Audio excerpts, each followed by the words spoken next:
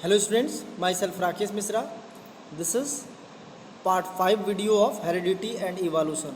As you all know, there is no need to know about the portion of evolution from this chapter. As you all know, due to corona pandemics, most of our lesson is no more in our syllabus, like whole chapter of control and coordination and the portion of evolution, as well as the last portion, the natural resource, is actually not assessed in the final examination. So many problems that are actually never correlate with your exam and interfere with your result. But the remain portion is very important, like heredity of this topic. Since early 4 video, you have learned the revision of question number 1 to 18. That is, in different kinds of video lecture, the revision of 1 to 18 you have learned since previous 4 video lecture, and this is part 5 video lecture in which you will learn the question number 19 onward.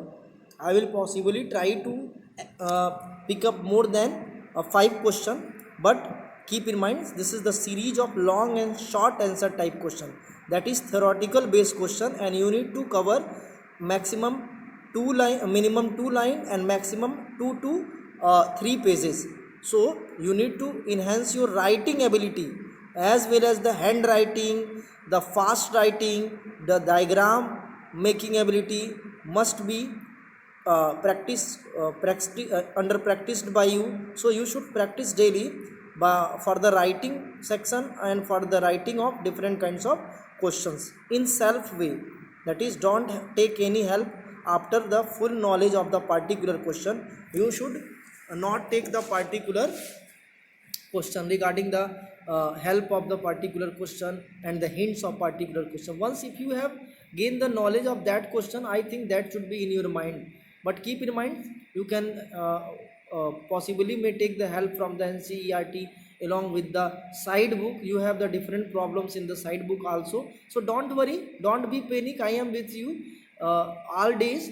And if you have any problem with the question that I have given you through the PDF, or the question that in your syllabus that is in your NCERT or side book, you can paste the answer in the comment box of YouTube or in the personal WhatsApp number. You can get the solution that I am possibly give you the solution for very easy language. So don't worry, you should make the practice with the questions, and writing section should be your strong.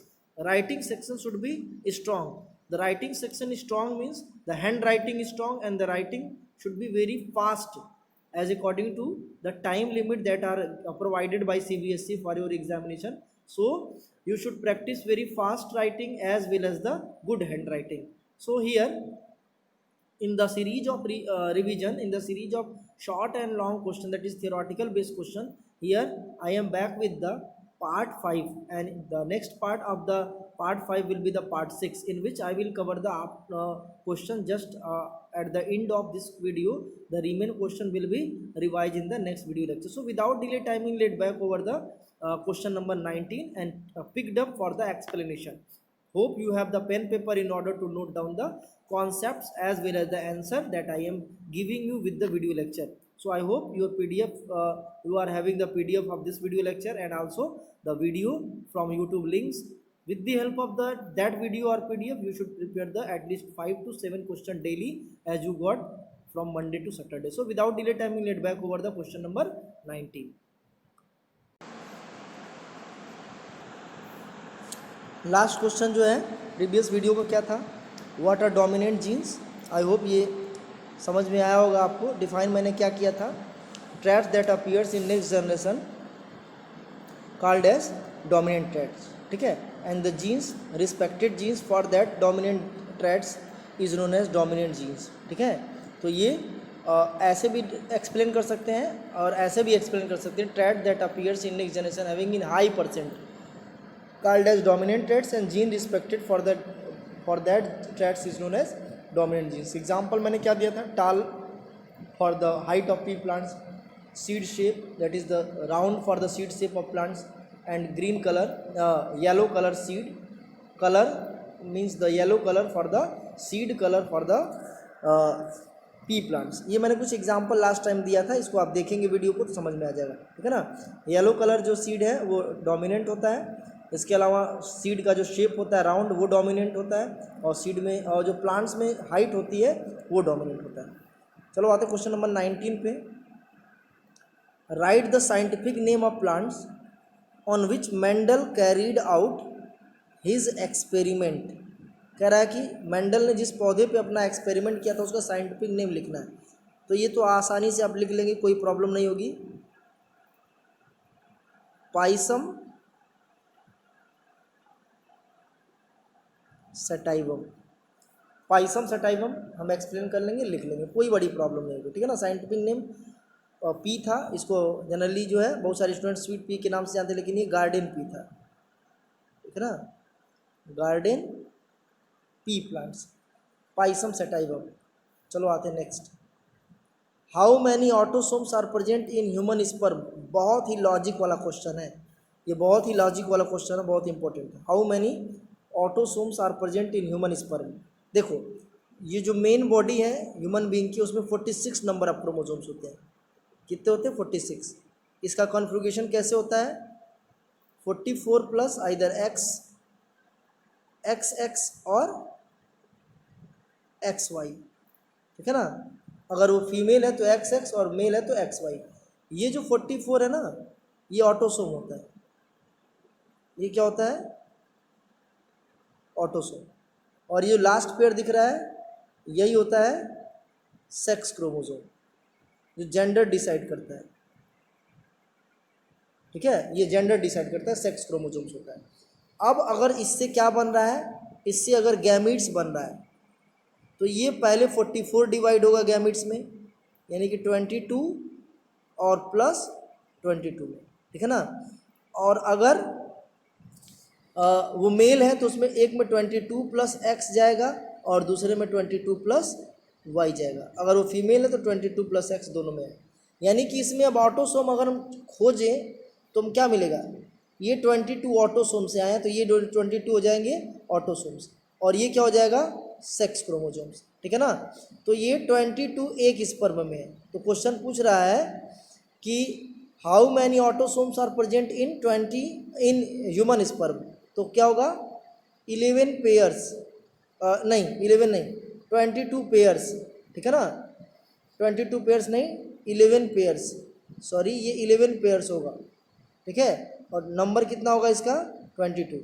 44 तो किस में था? 44 तो main body में था, 44 का आधा sperm में होगा, यानी 22 होगा, तो पेयर्स में 11 पेयर हो जाएगा, और नंबर में 22 नंबर। तो नंबर में पूछ रहा है ना, हाउ मैनी, मतलब ये नंबर में और पेयर में कंफर्म नहीं है, तो आप 11 pair in bracket 22 in numbers आसानी से लिख सकते हैं। देखो एग्जाम में ये कभी कभी बेटा आता है कि एक्स ह्यूमन स्पर्म में या ह्यूमन ओवा में, जब मान लो कि जगह बदल दे, सपोज दैट क्वेश्चन बदल दे, क्या बोल दे?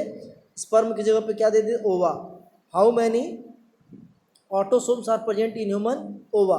आई होप इसको आप कर ले जाएंगे। ओवा में भी उतने ही नंबर ऑफ क्रोमोसोम्स होते हैं जितने स्पर्म में होते हैं, यानी 23 होता है, तो ओवा में भी उतने ही नंबर ऑफ ऑटोसोम होंगे जितने कि स्पर्म में होंगे, यानी कि 22 नंबर ऑफ क्रोमोसोम्स होंगे, ठीक है ना। इससे रिलेटेड किसी को कोई प्रॉब्लम नहीं होनी चाहिए, ठीक है। चलो आते हैं नेक्स्ट। अभी सेक्स क्रोमोसोम पूछ दे स्पर्म में या ओवा में, तो ओनली वन होता है, ठीक है, या तो एक्स होगा या फिर वाई होगा। चलो आते हैं नेक्स्ट 21 क्वेश्चन पे। Who called father of genetics. आप बताइए फादर ऑफ जेनेटिक्स। मैं आपको 5 सेकंड का समय देता हूँ, अपने से बताना है, कमेंट बॉक्स में लिखना है, 5 सेकंड का टाइम है। अपने से मैं तो बताऊंगा ही, लेकिन अपने से ईमानदारी से आप कमेंट बॉक्स में जब लिखेंगे तो मैं खुद ही समझ जाता हूँ कि कौन कौन इसमें से ईमानदार है। चलो मैं अब बता देता हूँ। Gregor John Mendel, Gregor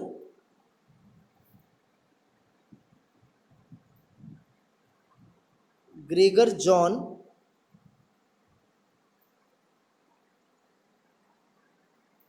Mendel.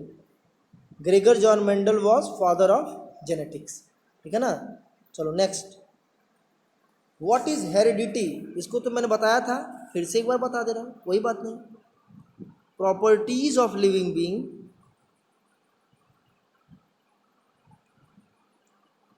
Properties of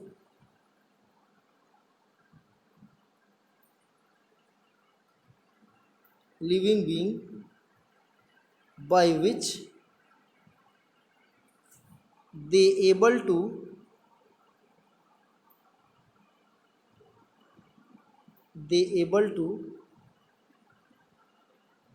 carry the information of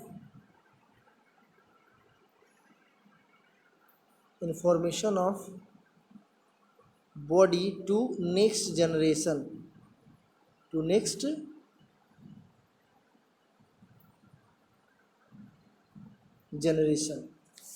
Properties by which properties of living being by which they able to carry the information of body to next generation called as heredity. ठीक है, इसको आप ऐसे भी लिख सकते हैं that carry the genetic information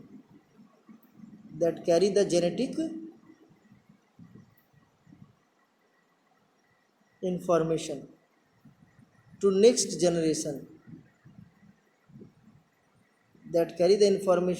और genetic information to next generation that is called as heredity. Clear है ना सबको? इसमें कोई प्रॉब्लम नहीं आते हैं. अगर प्रोसेस लगा देंगे सेम डिफिनीशन के लिए तो इनहेरिटेंस हो जाएगा. चलो नेक्स्ट आते हैं क्वेश्चन नंबर 23 पे. What are Mendelian factors? ये बहुत इंपॉर्टेंट है. मेंडेलियन फैक्टर्स क्या है? लिखेंगे Mendelian factors are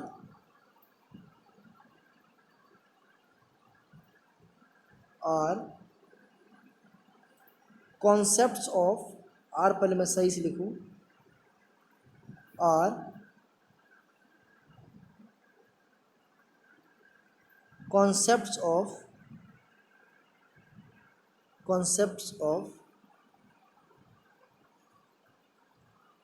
modern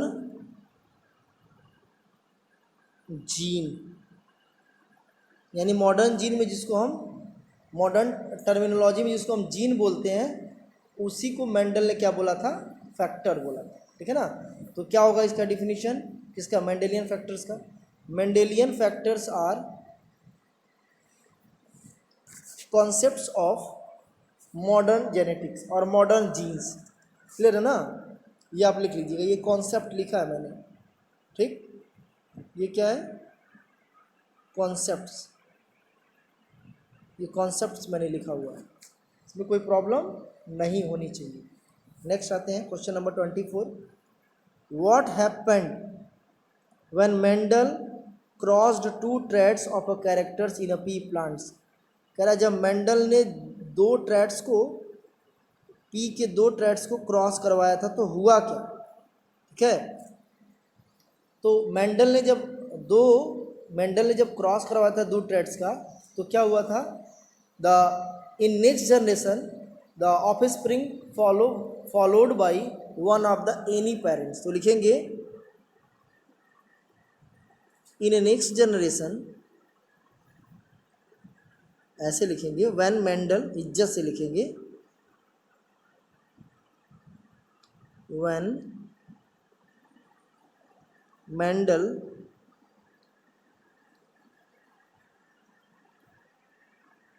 perform the cross, then offspring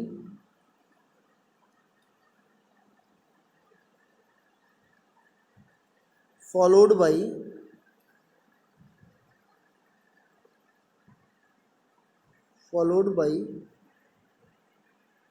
one of the any individual parents. Example, he taken out a tall plants and other plants was dwarf. Then in next generation immediately the tall appeared. That was not genetically tall but the plants was tall. It means one of the any parents according to Mendel remain at least dominant characters while other in terms of dominant are recessive. So the recessive characters cannot express in next generation. Only the dominant characters express, and that dominant characters was tallness of the traits. ठीक है, तो Mendel ने जब cross करवाया था तो उसको यही रिजल्ट मिला था. इसको हम लोग ऐसे लिख डालेंगे, कोई बड़ी प्रॉब्लम नहीं होगी. ठीक है ना. When Mendel performed the cross, the offspring followed by one of the any individuals of parents. यानी कि पेरेंट्स जो ऑफस्प्रिंग नेक्स्ट जनरेशन में मिला था वो एक पेरेंट्स को ही फॉलो किया था, यानी एक पेरेंट्स के ही जैसा था. ठीक है. क्वेश्चन अब आते 25 में क्या दिया था. A normal P plant bearing coloured flower. Question थोड़ा सा बड़ा बड़ा है, इसको थोड़ा सा इलेबोरेट करना पड़ेगा. A normal pea plants bearing colored flower suddenly start producing white flower. What could be the possible cause? देखो ये तो तुम्हारे सिलेबस में है नहीं, लेकिन मैं बता दे रहा हूँ. ये जब तुम म्यूटेशन पढ़ते, जब इवोल्यूशन वाला पोर्शन रहता है ना, जब इवोल्यूशन वाला पोर्शन रहता है तो एक टर्म पढ़ता है म्यूटेशन. मीन्स क्या होता है? Immediate change in genes. क्या बोलेंगे? Immediate change in genes. Genes में इमीडिएट जो चेंज हो रहा है ना, इसी को म्यूटेशन बोलते हैं. और ये टेक्निकल टर्म्स है इवोल्यूशन वाले पोर्शन से. ठीक है, तो इसके लिए आप घबराएं मत. म्यूटेशन जैसी कोई खतरनाक बीमारी एग्जाम में आने होने वाली नहीं है. म्यूटेशन सिर्फ कॉन्सेप्ट तक ही हमारा सीमित है.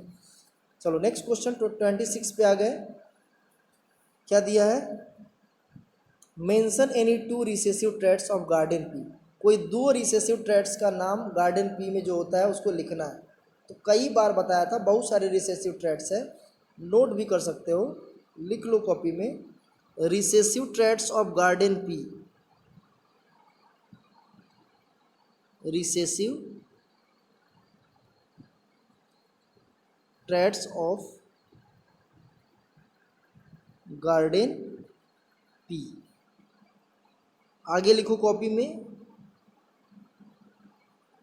Dwarfness in height. Next, green colour. Green colour seed. Third क्या हो जाएगा?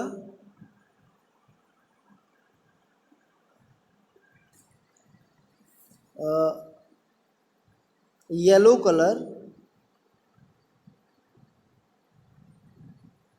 पॉड. मैंने बताया था पॉड में येलो कलर रिसेसिव होता है और सीड में ग्रीन कलर रिसेसिव. पॉड क्या होता है?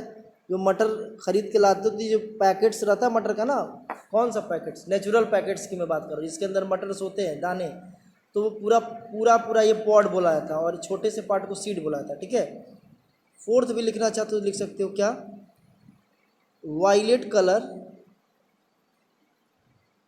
ऑफ. वायलेट कलर, कलर लगा देना. वायलेट कलर ऑफ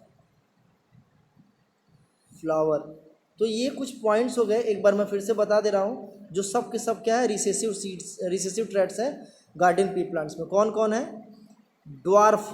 ठीक है, ड्वार्फनेस मैंने लिखा हुआ है. ड्वार्फनेस इन हाइट बोल दे रहा हूँ, अगर कैरेक्टर नहीं समझ में आ रहा है तो बोल दे रहा हूँ. Dwarfness in height, green colour in seed, yellow colour in pod, violet colour in flower. ठीक है ना. तो ये कुछ क्या है? रिसेसिव ट्रेट्स है. बहुत इंपॉर्टेंट है, एग्जाम में ये आते रहते हैं. ठीक है, ये एग्जाम में आने वाले सब क्वेश्चन है. अब आगे क्या पूछ रहा है? What will be percentage of A B gametes produce A B B parents. कह रहा है कि अगर कोई पेरेंट्स है जिसका जीनोटाइप है capital A small A capital B small B, तो इसमें ए बी का परसेंट क्या होगा. तो मैंने आपको अगर ट्रिक्स नहीं बताया है तो ट्रिक्स मैं बता दे रहा हूँ. अगर कोई पेरेंट्स है ए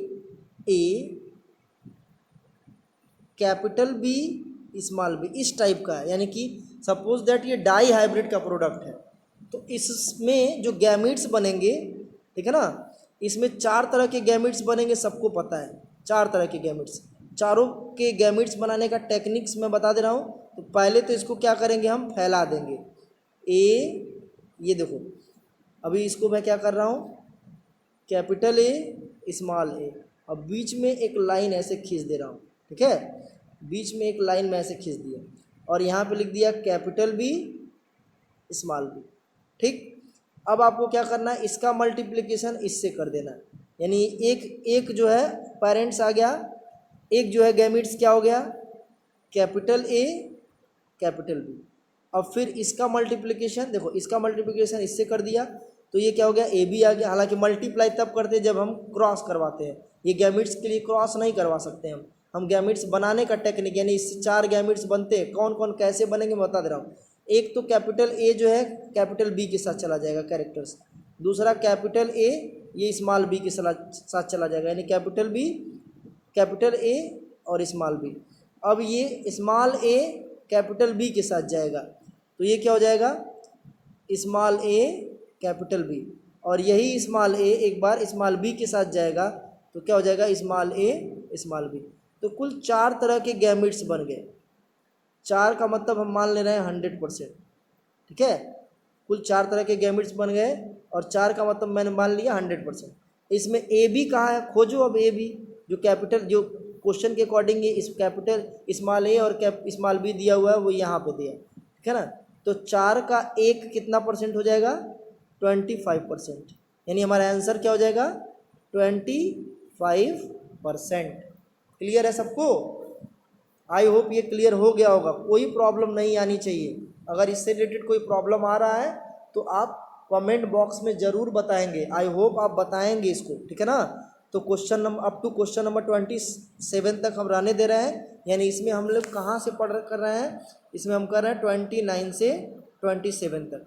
इसके पहले वाले वीडियो में 13 to 18 तक था और इसमें हम 29 to 27 तक आ गए। अब नेक्स्ट वीडियो लेक्चर में हम लोग 28 ऑनवर्ड सॉल्व करेंगे। Thank you.